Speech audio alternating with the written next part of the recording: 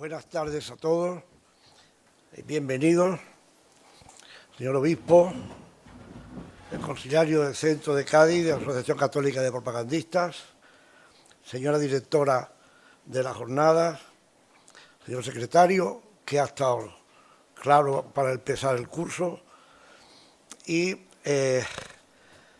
compañeros, veo y me encanta de tiempo que hacía que no nos veíamos, y realmente también amigos para hacer la presentación solo del conferenciante de hoy. Me toca presentar al primer conferenciante después de las 3 lecciones que nos acaban de dar impresionantes. Pues he de presentar a Rafael Sánchez Sau, pero yo les pediría permiso para poder comentar brevísimamente lo que yo entiendo del despertar por fin, del despertar reciente de nuestra ACDP, de nuestra Asociación Católica de Propagandistas, respecto de las nuevas actuaciones más significativas en relación al propio carisma de nuestra asociación, el carisma del apostolado también en la vida pública. Algunas de las últimas actuaciones de los órganos de la asociación ratifican esta propia línea. Yo lo fijaría solo de paso y sin cortarle tiempo a quien tiene que hablar hoy en 4 puntos. 1. Ante la situación de nuestra reciente legislación respecto del aborto y el amparo del Gobierno a las clínicas abortivas, nuestro actual medio de información, el Debate, aquel periódico, aquel diario digital que es herencia del que ya presidía en su tiempo don Ángel Herrera Oria. Digo bien, el Debate recoge puntualmente las acciones de las jornadas permanentes sobre la familia. En segundo lugar, desde nuestro Instituto de Estudio de la Democracia, nuestros encuentros CEU sobre el liderazgo. El Debate recogía hace una fecha un artículo respecto de cómo gestionar el cambio liderando. Cada vez es más necesaria la presencia de líderes que ejerzan su liderazgo desde valores éticos y morales, anclados en el humanismo cristiano. En tercer lugar y última o penúltima, la batalla por el relato y el empoderamiento de una nación desde una campaña actual del Instituto de la Democracia. Y termino haciendo referencia a que hoy, desde esta jornada, y Cádiz, y en orden al tema nacional de la ACDP, esta conferencia inaugural la dará nuestro queridísimo amigo don Rafael, a quien debo presentar sin hacer ya más referencia, ni más entrada. Bueno, yo le presento siempre como un sevillano enamorado de Cádiz. No sé si se enfada por ello, pero yo lo digo siempre. Tenemos en Rafael al director del Congreso Nacional de Católico y Vida Pública, consejero nacional de la Asociación Católica de Propagandistas, rector honorario de la Universidad de San Pablo CEU, catedrático de Historia Medieval de la UCA, Facultad de Filosofía y Letras, y asimismo lo fue de la Universidad de San Pablo CEU entre 2009 y 2011. Autor de muy numerosos libros, principalmente de historia medieval, y articulista de distintos medios de comunicación, semanalmente en el Diario de Cádiz, como vemos, y en las 7 restantes cabeceras del Grupo Yolí, colaborador con el renovado periódico de la ACDP, El Debate. Doctor en Historia con experiencia y responsabilidad en cargos de gestión. Director del Servicio de Publicaciones de la Universidad de Cádiz entre 1995 y 1999, decano de la Facultad de Filosofía y Letras de la Universidad de Cádiz, del 99 al 2005, académico y director de la Real Academia Hispanoamericana de Cádiz desde 2007 a 2009, rector de la Universidad de San Pablo CEU de Madrid en 2009 al 2011. Miembro de la Comisión del Patrimonio Histórico y Artístico de la Diócesis de Cádiz y Ceuta desde septiembre de 2005. Está en posesión de una serie de premios y distinciones que paso rápido. El primero que me llamó la atención era el premio Bran IV de Coscul, de la Confederación Internacional de Genealogía Heráldica, en su edición de 1990, por su libro La caballería y linaje en la Sevilla medieval. Caballero de la Orden de la Estela de la Solidaridad Italiana. Premio Cultura y Nobleza 2014 de la Real Maestranza de Caballería de Sevilla y de la Real Academia Sevillana de Buenas Letras. Lux et Verita 2007 de la Federación Católica de Padres de Alumnos de Sevilla en la modalidad a los mejores artículos de opinión. Finalmente, hoy nos hablará de la corrección política, la cancelación de la libertad, el tema nacional, y él titula su conferencia La dictadura de lo políticamente correcto. Y sin más, le agradezco su atención y adelante, don Rafael.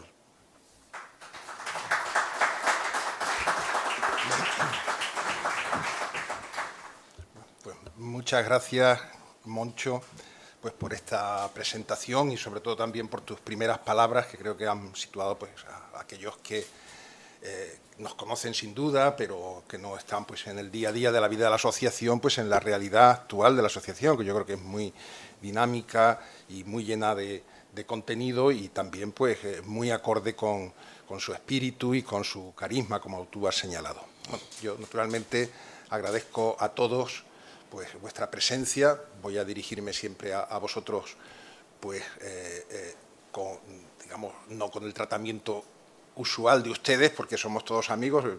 Creo que todos los que estáis aquí pues sois amigos míos o nos conocemos de una forma u otra, ¿no?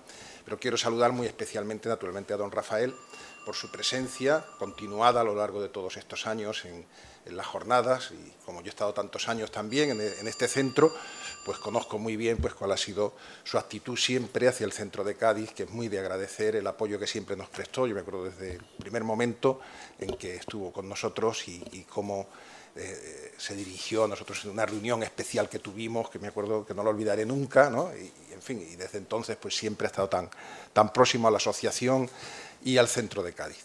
Y luego pues a todos y a cada uno de vosotros pues naturalmente pues mi saludo y mi agradecimiento por haber querido dedicar esta tarde pues a las jornadas y al hecho de que yo pueda pues contar con vuestra presencia aquí. Bien, dicho esto, ya se ha hablado mucho, antes de que yo pueda tomar la palabra, ya se ha hablado mucho sobre la corrección política, ¿no? Yo lo que anuncio ya, cuál va a ser un poquito el esquema de mi intervención. Yo voy a tratar de hacer alguna definición acerca de qué es esto de la corrección política, aunque ya veo que prácticamente todos en las anteriores intervenciones, que esto ya pues ha penetrado, ha calado y ya pues prácticamente todo el mundo pues sabe, porque no hace tanto.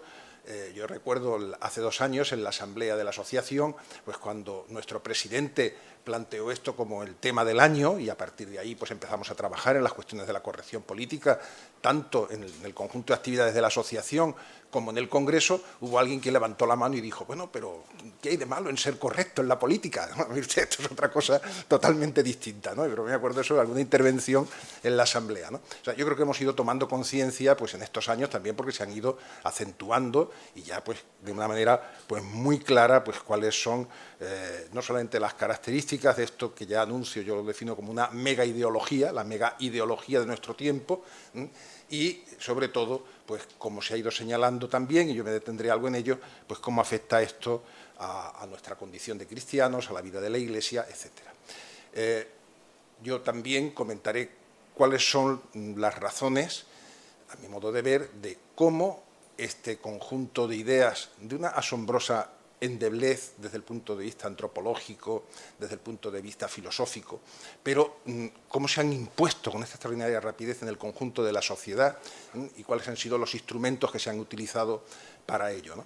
Y luego tocaré algo que yo creo que puede dar pie pues, bastante al coloquio que pueda haber después, y es hasta qué punto, y tenemos que estar atentos, estas ideas, este conjunto de ideologías que son profundamente anticristianas, de una manera o de otra no están empezando a afectar a la propia vida de la Iglesia desde dentro, es decir, no se están introduciendo a través de muchos medios, más o menos sutiles, y pondré algunos ejemplos, ¿no?, que me parecen muy llamativos de cómo esto se está produciendo, al menos en algunos ambientes pues, propiamente eclesiales católicos. Bueno,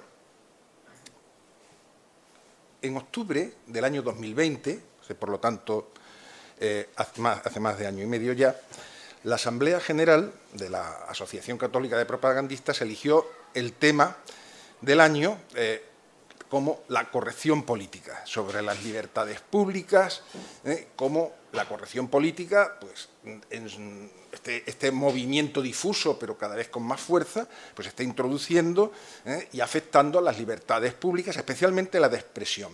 Pero también, y esto nos tiene que llamar la atención desde el principio como católicos, sobre la libertad religiosa y la de conciencia. Y unos meses después, pues la Comisión Ejecutiva del Congreso de Católicos y Vida Pública decidió que iba a ser también el tema del año. Eso fue en el año 2020, pero en el año 2021 yo creo que con buen criterio la Asamblea volvió a elegir como tema del año que continuásemos con la cuestión de la corrección política, dada la enorme cantidad de implicaciones que habíamos ido viendo a lo largo de ese año que el tema conllevaba y que se necesitaba una nueva profundización. Y también, pues, en relación con esto, pues, de manera ya más reciente, hace unos meses, pues, la Comisión Ejecutiva del Congreso de Católicos y Vida Pública, pues, decidió que siguiésemos nosotros también trabajando sobre esa cuestión. Y ya anunció que no presentando las amenazas de la corrección política, sino más bien cuál tendría que ser la respuesta desde el mundo católico y desde el cristianismo, cuál tendría que ser la respuesta a esas amenazas hacia la libertad religiosa, de conciencia, etcétera. Bueno, así pues, creo que estamos de verdad ante un tema de una gran importancia, como se ha señalado, por más que las cuestiones del día a día y más graves, pues que si la guerra y tal, pues puedan distraernos, pero es que hay una cuestión de fondo que está teniendo unos efectos tremendos pues, sobre Occidente, especialmente en Occidente, y que está contribuyendo a la descristianización acelerada de nuestros países y que tenemos que, por lo menos, ser conscientes de lo que eso significa. Como he dicho, la corrección política es hoy, así lo veo yo, la mega ideología de nuestro tiempo, la que da forma, si lo vemos, a las posiciones políticas y sociales de los gobiernos, desde luego del de España de una manera absoluta, de los partidos más influyentes, tanto de derechas como de izquierdas, de los medios de comunicación, de las grandes corporaciones y como resultado de la opinión pública en su conjunto. La impresión mía, que ya adelanto, que la iré desarrollando, es que se trata, ya lo he mencionado, de un conjunto de ideas muy precisas, a menudo contradictorias entre sí, de una asombrosa endeblez filosófica y antropológica, pero sin embargo pueden convertirse en el mayor desafío para el cristianismo del siglo XXI, algo así como la gran herejía del siglo XXI, por decirlo de alguna forma, en las sociedades, al menos nominalmente, todavía cristianas. Porque los fundamentos de estas ideas, después lo veremos, son siempre anticristianos, incluso rabiosamente anticristianos. Y esto hay que tenerlo muy claro porque generalmente se presentan pues, con un barniz de lo que podríamos llamar buenismo, de buena intención, de intención pues, integradora, de intención conciliadora, de intención de ampliar los beneficios pues, que se supone estaban restringidos a ciertos grupos sociales, tal, pues, al conjunto de la sociedad, de la humanidad, pero ya iremos viendo cuál es el fondo de la cuestión. El problema mayor, desde mi punto de vista, no es que el mundo acoja esta megaideología que está llamada a disolverse en función de sus propias carencias y enormes contradicciones. Es decir, si mi generación ha asistido, pues nada más y nada menos, pues que al desfondamiento, no a la eliminación, pero sí al desfondamiento del marxismo, con todo lo que eso ha sido, que eso era una cosa seria, pues ya podemos imaginar lo que durará esto. Esto sí que estamos, creo, realmente ante una cuestión de una moda muy apoyada, pero una moda. Digo, por sus enormes contradicciones, sus propias carencias. Antes de eso, el daño que esto va a hacer va a ser brutal, lo estamos viendo ya, es decir, los divanes de los psiquiatras se nos van a llenar pues, de gente afectada por estas cuestiones. Y no digamos nada lo que esto puede afectar en muchos aspectos a la vida de la Iglesia. A mí lo que me preocupa es que este discurso esté calando en entornos eclesiales y esté empezando a determinar aspectos de la pastoral, de la imagen e incluso, en algún caso, de la propia doctrina de la Iglesia.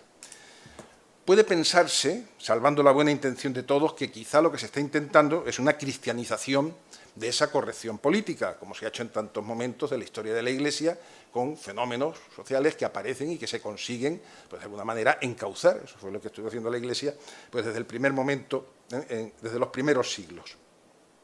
Pero lo que tenemos que considerar es si es posible esa cristianización o se empieza a correr el riesgo de una desnaturalización que además podría llevar al peor de los fracasos y dejarnos por medio pues, muchas ilusiones, y no solamente ilusiones, sino lo que más nos interesa siempre, que son las almas. Bueno, pues para esto tenemos que empezar por preguntarnos qué es la corrección política. Ya he dicho, lo vuelvo a repetir, que a mí me parece que esa especie de mega ideología de nuestro tiempo no es un sistema filosófico, como podía serlo el marxismo, ni siquiera es un conjunto de ideas políticas coherentes, basadas en, como puede ser el caso del liberalismo, a partir de una doctrina económica, sino más bien un conjunto de posiciones inicialmente difusas ante problemas, unas veces reales y otras veces que son pues prácticamente suscitados por la propia corrección política, problemas de nuestro tiempo, y a los que se responde con discursos procedentes de una enorme variedad de ámbitos de movilización y de actuación, como puede ser la ideología de género, la versión más radical del feminismo, el ecologismo, pero no en su faceta conservacionista, que esto queda apartado, sino en su faceta catastrofista, el migracionismo, la multiculturalidad, el racismo inverso que todavía, y discriminatorio, que hoy todavía a nosotros no nos afecta, pero que en Estados Unidos, por ejemplo, es tremendo, contra los blancos para hacerles pagar por las consecuencias, digamos, de su opresión durante el tiempo que se quiera considerar, y algo fundamental, que es el revisionismo histórico que conduce a una condena absoluta, pero absoluta, de la civilización occidental y sus frutos, unido todo ello a un relativismo filosófico que no es que niegue ya la posibilidad de la verdad con mayúsculas, sino simplemente de la verdad en cualquier ámbito. Esto es clarísimo en el ámbito de la historia, en el que la historia ha quedado reducida a relato, o en el ámbito de la ciencia, en el que ya lo que se discute claramente es si la ciencia pues, tiene posibilidad de acceso a alguna forma de verdad, o también pues, la dinámica de la mera opinión y de la intervención del investigador sobre lo investigado hace que cualquiera de sus frutos pues, no sea pues, más que algo pues, completamente relativo, ¿no? Bien, este conjunto de ideas dispersas e incluso contradictorias en cuanto se comienzan a aplicar, recordemos el reciente conflicto en España entre feminismo y transexualismo, que en el último 8 de marzo es que ha llegado a las manos ya directamente unos con otros, ¿no? O unas con otras. Pero coincidentes todas estas formas en la radical negación de la trascendencia, y esto es importante porque no hay ni uno solo de estos elementos que considere la posibilidad de un mundo en el que Dios tenga algún papel, se condensan en una actitud. Todo esto se condensa en una actitud. Y eso es lo que yo veo fundamental en la corrección política. No tanto las ideas, sino las actitudes que genera, que están presididas por la intolerancia hacia el discrepante. La elevación de esas ideas a marco indiscutible sobre el que se ha de fundar una nueva sociedad. Pero no solamente eso, también una nueva tierra, una nueva naturaleza, en la que el hombre ya no es el rey de la creación, sino que es un elemento más que se disuelve en esa creación, que ya no se llama creación, en esa naturaleza, otro animal sin rango superior o específico, y muchas veces incluso presentado como el más dañino y perturbador. Todo esto no es más, en el fondo, que el mayor exponente nunca conocido ni ideado del pensamiento utópico. Un intento titánico de construir un mundo nuevo al margen o en contra de todo lo considerado hasta ahora bueno o hermoso, y utilizando para ello los enormes recursos que la globalización pone en manos de los que son los nuevos señores del mundo, las élites gobernantes, las grandes corporaciones multinacionales, los grupos de presión con capacidad para determinar los acuerdos de los grandes organismos internacionales y con un horizonte enorme de negocio y de dominación. Lo que empezó siendo un conjunto de propuestas a menudo disparatadas, que nos hacían reír generalmente, recordemos, por ejemplo, las bromas cuando el lenguaje inclusivo comenzó a ponerse de manifiesto. Atención, esto se ha convertido hoy en una obligación para la administración y los medios. Ya no nos reímos con esas cosas. Pues todo eso es hoy un enorme aparato de ideologización que condiciona nuestras ideas, condiciona nuestras decisiones, nuestra forma de hablar, nuestro ocio, nuestras relaciones familiares o personales, absolutamente todos los aspectos de la vida. Como antes se ha señalado, una sociedad líquida ha encontrado el conjunto de ideologías líquidas que permiten penetrar pues hasta lo más profundo, hasta los estratos más profundos de esa sociedad y de estos individuos cada vez más aislados que somos cada uno de nosotros.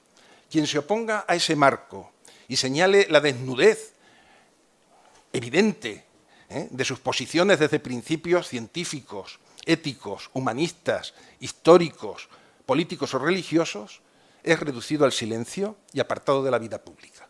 Y hay multitud de ejemplos de cómo esto sucede. El fenómeno, que empieza a ser masivo, la censura en las redes sociales y en los medios, tiene incluso un nombre: la cultura de la cancelación.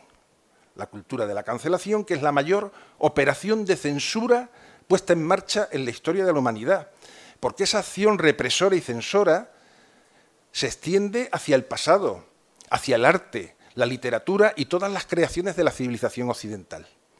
Como sabemos bien, incluso los autores canónicos más importantes, ¿no?, son secuestrados, apartados o seleccionados, incluso corregidos en sus textos, ¿no?, para que se adapten a lo políticamente correcto. Nada ni nadie tiene derecho a oponerse a la corrección política, y si lo hace es ¿en nombre de qué? En nombre del odio. Si alguien se opone es porque odia, y por lo tanto, en función de esa condición de odiador, pues merece y debe ser apartado, debe ser cancelado, arrojado de la vida pública. Naturalmente no se le mete en un campo de concentración ni en un centro psiquiátrico, pero desde luego la muerte civil, en muchos aspectos, pues la tiene asegurada. Es muy importante conocer cuáles son los orígenes de la corrección política para poder comprender el porqué de su fuerza actual y sobre todo de su naturaleza anticristiana. No me refiero a sus primeras manifestaciones en los campus norteamericanos y en el mundo académico anglosajón, sino a sus raíces más hondas, de las que desde ahí, digamos, florece en esas primeras manifestaciones. Y aquí nos encontramos con dos fuentes, no necesariamente excluyentes, aunque entre los analistas de la cuestión es raro el acuerdo. La más extendida es quienes quieren ver en la corrección política la expresión de lo que se llama el marxismo cultural, siguiendo las enseñanzas de Gramsci y de otros teóricos, especialmente de la Escuela de Frankfurt, que desde luego tienen esto muchísima importancia, Adorno, Fromm, Marcuse, Horkheimer. Se trata de liberar a la sociedad de las estructuras opresivas, tradicionales, hoy diríamos heteropatriarcales, que han configurado a la familia, a la escuela y al Estado. Tras la caída de la Unión Soviética, este aspecto, esta penetración del marxismo cultural en las sociedades occidentales, quedó intocado totalmente. Se desploma la estructura política que significaba la Unión Soviética y sus satélites, pero en absoluto el aparato cultural que sigue funcionando a pleno rendimiento y que con él y con la penetración del marxismo en los medios y en el mundo de la cultura, ahora reciclado en lo que se llama progresismo, pues sigue cumpliendo exactamente esa misión.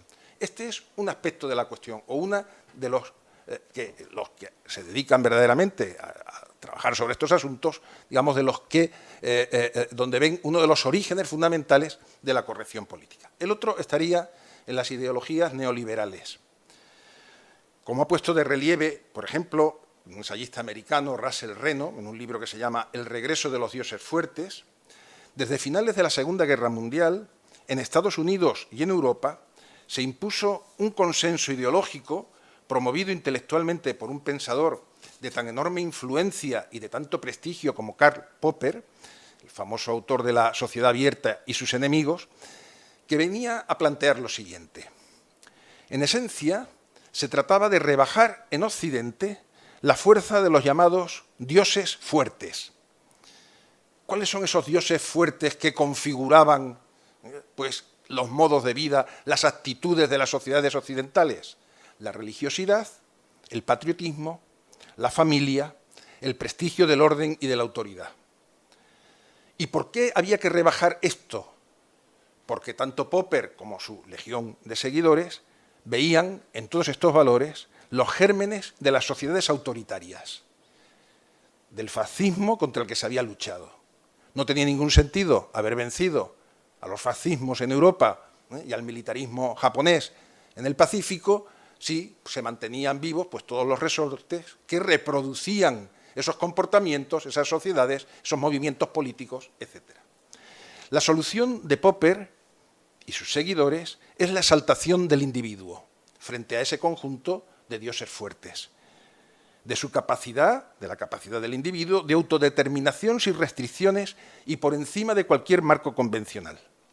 Nadie puede imponer ningún comportamiento al individuo que prima por encima de cualquier interés social o comunitario. Es el dueño absoluto de su vida, de su destino, también, por supuesto, de su cuerpo. Y aunque en principio, pues en un contexto pues, de sociedades libres, pues como es la nuestra, pues naturalmente podamos estar muy de acuerdo con la formulación de estas ideas, en principio no nos repugna nada sentirnos libres y sentirnos dueños de nuestro destino. Sin embargo, es necesario establecer un vínculo entre esas ideas, llevadas a la forma en que se han interpretado en el Occidente actual, desde la segunda mitad del siglo XX y hasta ahora, con circunstancias como la aceptación social del aborto, por no hablar de otras consecuencias sobre la familia que originaron su crisis en América, en primer lugar, y desde luego a partir de los años siguientes a la Segunda Guerra Mundial, en los años 60 ya de una forma muy clara. La unión de esta ideología con la revolución sexual a partir de los años 60 es determinante. Por eso hay analistas, como el mexicano Adriano Erriguel, que han señalado a mayo del 68 como el primer estallido de esta mentalidad, hace ya 50 años, que hace del individualismo extremo la única norma social, una norma social que consiste básicamente en la ausencia de normas, ¿no? Y por lo tanto, pues el campo pues en el que todos estos elementos que estamos considerando pues, encuentran, tras el derrumbe de todos esos valores y tal, pues el campo abierto para poder imponerse de manera clara. Ahora bien, ¿qué es más importante, el marxismo cultural o la incidencia de estas teorías, vamos a llamarlas neoliberales, aunque ya vemos que vienen de atrás? Pues no importa tanto, porque lo importante desde mi punto de vista es que este doble origen permite un consenso cuajado en los últimos 20 o 25 años entre grupos, lobbies y fuerzas, vamos a llamarlas progresistas, tanto izquierdistas como liberales o centristas, que hacen de la corrección política esa mega ideología de nuestro tiempo. Ese consenso es el que le imprime su gran capacidad de expansión, porque sus postulados son compartidos por un espectro ideológico amplísimo, cada grupo con sus matices, pero todos de acuerdo en lo esencial. Si nos venimos a España, desde Podemos hasta el Partido Popular, pasando, por supuesto, por el PSOE y por el ya casi extinto Ciudadanos, todos ellos han hecho de las ideologías de la corrección política su verdadera alma. Las únicas líneas rojas que funcionan en la política española son las que afectan a la corrección política y este conjunto de ideas que acabo de mencionar. Ni siquiera ya la exaltación y apología del terrorismo es considerado motivo de exclusión, y lo sabemos bien. Pero, sin embargo, si hay un grupo político que intenta mover, aunque sea un ápice, de estas conquistas sociales que constituyen, en el fondo, el alma de la corrección política, ya vemos que no se admiten absolutamente de ninguna manera. Una importantísima consecuencia de ese consenso es que la corrección política ha encontrado su mayor expresión y cauce de penetración en los organismos internacionales, especialmente en las Naciones Unidas y sus agencias. En el año 2000, la ONU acordó los llamados Objetivos de Desarrollo del Milenio, que ya incorporaban muchos de estos elementos.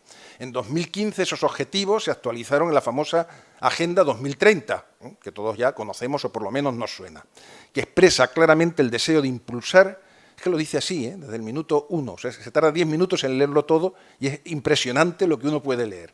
Expresa claramente el deseo de impulsar un cambio a nivel mundial que, más allá del lenguaje propositivo que sistemáticamente emplea, es un compendio de todos los presupuestos de la corrección política. La Agenda 2030 se estructura en 17 objetivos, con 169 metas y 232 indicadores.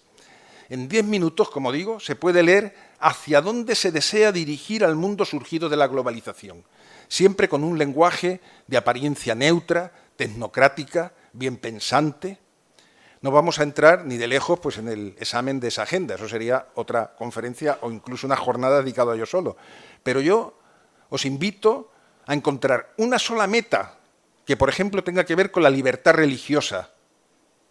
Se habla de todas las libertades habidas y por haber, de esa nunca, siendo como es, y lo sabemos bien pues, por los informes de ayuda a la Iglesia necesitada, entre otros muchos, una de las libertades más violentadas en el mundo actual. Eso no les preocupa absolutamente nada.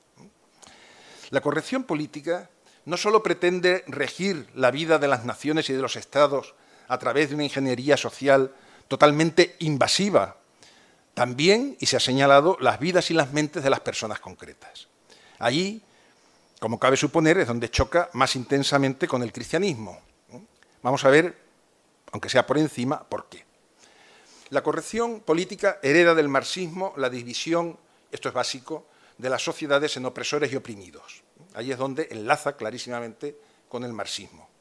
Pero los oprimidos en Occidente ya no son los proletarios, las clases trabajadoras a las que el estado de bienestar y el consumo ha separado de las utopías socialistas.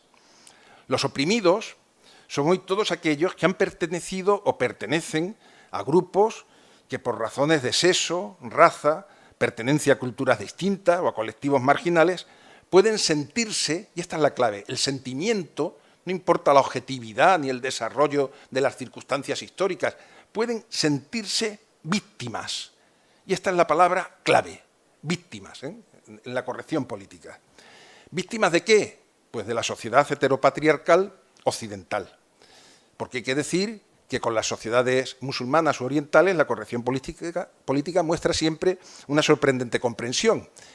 No así, nunca con la sociedad occidental.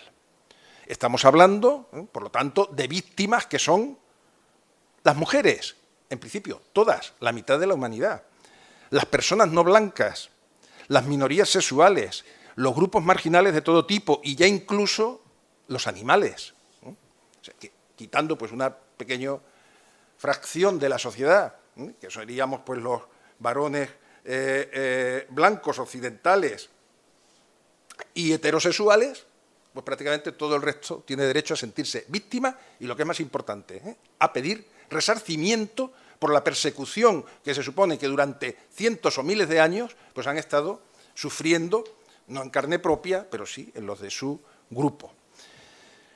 Todos estos grupos, como digo, son las víctimas del heteropatriarcado. Y la civilización occidental se ve confrontada a un juicio sumarísimo en el que aparece como responsable de todos los males, desde la destrucción del planeta a todas las formas de opresión, crimen, genocidio e injusticia imaginables. Los logros de esa civilización, que son los que nos permiten pues, llevar una vida razonable, no solamente a nosotros como occidentales, sino a todas esas otras civilizaciones que han seguido, pues digamos, o han estado en la estela de la civilización occidental desde hace al menos desde 500 años para acá, pues los logros de esa civilización, por supuesto, nadie quiere renunciar a ellos, todos se benefician de ello, nadie está dispuesto pues, a prescindir de la luz eléctrica, por decir la cosa más obvia, ¿no? Pues no son tenidos en cuenta. La corrección política, por lo tanto, se atreve con la revisión de las cumbres culturales y de los grandes hechos históricos, sin perdonar a grandes artistas o literatos, desde los griegos hasta nuestros días. Todo es sometido a crítica enormemente feroz y destructiva. Y eso lo sabemos bien porque precisamente España pues, es uno de los países cuya historia, pues, como una renovación tremenda de la leyenda negra, en estos tiempos pues, está siendo sometido pues, nuevamente pues, a un juicio sumarísimo, tanto desde la propia España como desde fuera. Todo el que quiera ser alguien en este nuevo mundo debe ser o haber sido víctima de algo. Y de lo contrario, pues se forma parte del ominoso paquete de los opresores. A no ser, y aquí viene pues, el último invento muy reciente en Estados Unidos, pero que ya se extiende, que hagamos la necesaria conversión. Podemos salvarnos, ¿eh? No tenemos por qué ser opresores. Tenemos que despertar a la necesidad de luchar contra el heteropatriarcado y sus efectos. Esto es la cultura woke, los que todos hemos visto y hemos visto pues, cómo pues, ha adquirido ese desarrollo brutal en Estados Unidos, contra el que precisamente en el Congreso de Catolicidad Pública último, pues el arzobispo de Los Ángeles y presidente de la Conferencia Episcopal norteamericana, pues clarísimamente denunció pues, este movimiento y todo lo que estaba suponiendo. Esas víctimas y sus aliados woke despiertos ya, tenemos que tener en cuenta una cosa. Son víctimas que no perdonan. Como estamos acostumbrados al pensamiento cristiano, que nosotros por lo menos pues, es el que prevalece en nosotros, pues pensamos que si se le pide perdón a la víctima, tanto si lo es imaginaria como si es real, pues lo normal pues es que pues, perdone y entonces sea posible un nuevo comienzo. Esto no forma parte de la nueva cultura. El perdón no está inscrito en el ADN de la corrección política. Lo que se busca no es el perdón, ni la petición de perdón. Lo que se busca es el resarcimiento y la eliminación de los considerados enemigos mediante el silenciamiento y la exclusión que sigue a su condena. Y sobre todo, lo que se busca es la construcción de un mundo que rompa sus vínculos con un pasado que se considera totalmente negativo. Es verdad que como en los últimos 20 o 25 años pues estos movimientos van de triunfo en triunfo, pues cuando un movimiento está en ese, es muy difícil dialogar con él, porque están siempre en presupuestos máximos. No sabemos si verdaderamente comenzase a haber pues, una resistencia suficientemente eficaz como para hacerles recular, si estarían dispuestos a dialogar, incluso a perdonarnos, pero lo cierto es que ahora no muestran en absoluto esa voluntad. El problema para la Iglesia es que esa relectura y el rechazo al legado occidental la dejan a ella en una posición insostenible, porque la principal línea de defensa frente a los críticos de la Iglesia desde hace siglos, por lo menos desde la Ilustración, ha consistido en aquellas personas que no tienen fe, ni se acercan a la Iglesia pues buscando otra cosa, alguno de sus beneficios, pues ha consistido en señalar la aportación de la Iglesia a nuestra civilización, de la que se ha considerado siempre como inspiradora en el plano espiritual, moral, cultural e incluso ideológico. Pero si todo esto está en discusión, entonces, ¿a qué se agarra ahora la Iglesia? Al revés, lo que se ha convertido es en el instrumento fundamental de la opresión durante siglos y de que todos estos elementos, pues, digamos, adquiriesen consistencia y se solidificasen en estructuras opresivas, heteropatriarcales, etcétera, etcétera. Por eso, todo discurso políticamente correcto contiene siempre una gran carga de fondo, explícita o implícita contra la Iglesia. El pecado original de la civilización occidental consiste precisamente en ser cristiana. Por eso, otras culturas que no lo son, pues no tienen, digamos, la consideración de enemigas absolutas que sí tiene la nuestra. Así queda justificado el trato manipulador, tergiversador de la Iglesia en los medios y la voluntaria ignorancia de la Iglesia por parte de las instituciones, que la tratan en buena medida como una pestada, y eso lo sabemos muy bien pues todos los que nos desenvolvemos de alguna forma en la vida pública. Este tratamiento es mucho más eficaz que la persecución directa, que se ha revelado pues como muy poco eficiente frente a la Iglesia a lo largo de la historia. Y además se extiende no solo a la Iglesia como institución, también a los cristianos que se atreven a comparecer como tales. Por primera vez en la historia de Occidente, a nivel general y social, ser un buen cristiano no es una fuente de prestigio y admiración. Antes bien, se está convirtiendo, y yo lo veo entre mis alumnos, en algo esencialmente negativo que uno debe hacerse perdonar. En ese contexto se asiste a una mutación de enormes consecuencias, que es la redefinición del bien y, por lo tanto, del mal, que ya no se ajusta al mensaje evangélico ni siquiera como aspiración. Esto vacía de sentido la práctica de las virtudes y de los valores cristianos. La negación del cristianismo y del papel de la Iglesia a lo largo de los siglos como consecuencia de una redefinición del bien y del mal nos deja absolutamente fuera de juego. Un ejemplo impresionante de ello, que no se comprende bien en muchos sitios y quizá tampoco en Roma, es el de la polémica sobre los políticos católicos estadounidenses partidarios e impulsores del aborto que pretenden comulgar sin ningún problema. Y yo esta información que ahora voy a dar la tengo directamente de personas pues, con las que tuve que tratar en el anterior Congreso de Católicos y Vida Pública, que pertenecían pues, al entorno del Arzobispado de Los Ángeles y que me aclararon esto de una manera que ya hasta entonces no había visto. El problema no es que haya políticos católicos que, en virtud de las circunstancias que sean tolerantes con el aborto, aunque comprendan que es algo malo. No es eso, eso la Iglesia lo puede entender.